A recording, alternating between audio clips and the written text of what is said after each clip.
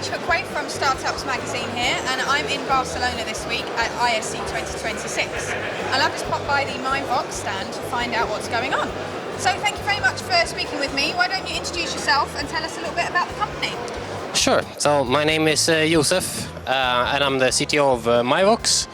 And what MyVox is doing moving air with MEMS. Okay. So MEMS stands for micro electromechanical systems, and it's basically a computer chips, but it has moving parts that, in addition to doing computation and all of the things that chips normally do, it can always also move and send stuff, and in our case actually make large enough movements that you can push the air and do cool stuff with it. So we have two different applications.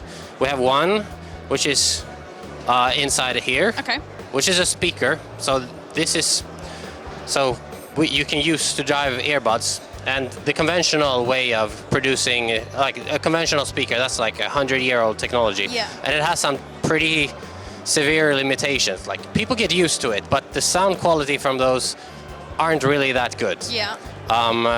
If you're using a MEMS speaker, you have a very, very precise technology. You can make very, very thin membranes that move very, very rapidly, and that means that they can follow the actual sound signal that you're producing much, much more accurately than a conventional speaker. And that in turn means that the sound quality that you get is a lot better. You get all the small parts of the sound arrives at your ear at exactly the moment that they're supposed to, which means that in some sounds, like a hi-hat, the sound doesn't get as smeared. And also it helps you with visualizing where sound is coming from. Like, the human ear actually uses the timing from when does a specific sound arrive in this ear versus this ear. But that doesn't work if you have something that can't separate the sound and make them actually arrive at the right time. So that's what we can do. And it means that basically with these, if you have a good recording, because sound is only as good as the record, but if you have that, then you're with these speakers, you're able to hear sounds that you wouldn't be able to separate before. They get lost in the model.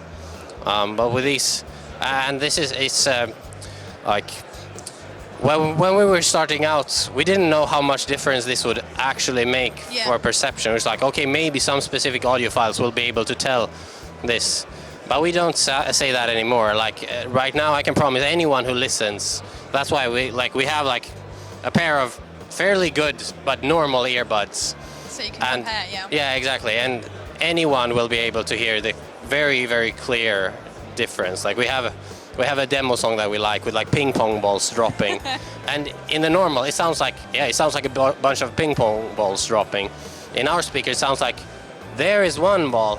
And there is one ball, and there is one ball, and they're dropping at the same time, but I can still hear that one sound is coming from that direction and one sound is coming from that. So it's pretty substantial difference. So tell us more about the journey that you've been on as a company. So you're saying when you first started out, obviously you didn't have a proof of concept, but now you do. So how long has it taken you to get to this stage? I mean, the original, from the beginning, we were basically a company with a technology in search of an application. So we had a platform of piezoelectric MEMS that you can move, and we from the beginning we were like, you can do sound with this. But in the beginning we were working a lot with ultrasound application and doing things like parking sensors for the car, similar things, but even more miniaturized. We also done things like acoustic levitation, where we at some point we did have the world's most powerful acoustic levitation system, but it's quite far off to get that to actual real applications where it's earning us money. So that's when we moved to audible speakers, because there it's easier to just replace an existing component with something that is just better than what you can have before. Yeah, that makes sense. And then more recently, we realized that a speaker that moves air back and forth But we managed to couple this with basically an opening and closing mechanism, which means that when the speaker moves the air in this direction, it moves it more than when it goes back. Okay. It's a bit open, which means that you get more airflow in one direction, and suddenly you have a completely different application. So that's why we're demoing two different applications. Yep. So we have the speaker, and then we also have the fan, where we're making the world's smallest fan that you can use for cooling. For instance, Okay. like your smartphone. I'm sure you've noticed that they tend to get hot. Yes. And that is not a problem that's gonna get better anytime soon. Yeah. It's always limited by that. And what we have is something that's not only can it produce a significant amount of airflow, but it also can do that at much bigger back pressure. It can force its way.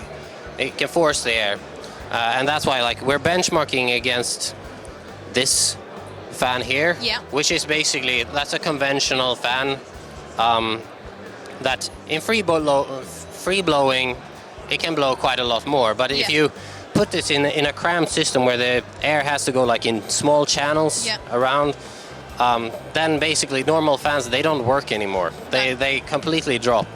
So in our case, we have so now I'm turning this on and Yeah. it goes through here, and then to this, and now you saw. I see. Yeah. So this is just a flow measurement. Yeah. And it blows, but now this is this is 3 by 3 centimeters. Ours is 5 by 5 millimeters, and a third of the thickness as well. Yeah. And also you're not gonna be able to notice this on this floor, but this makes noise. Yeah. I can understand.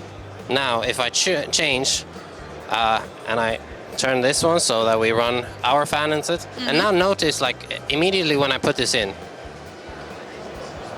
it starts much more rapidly and it does. blows as much Yeah. with 50th of the volume. Yeah.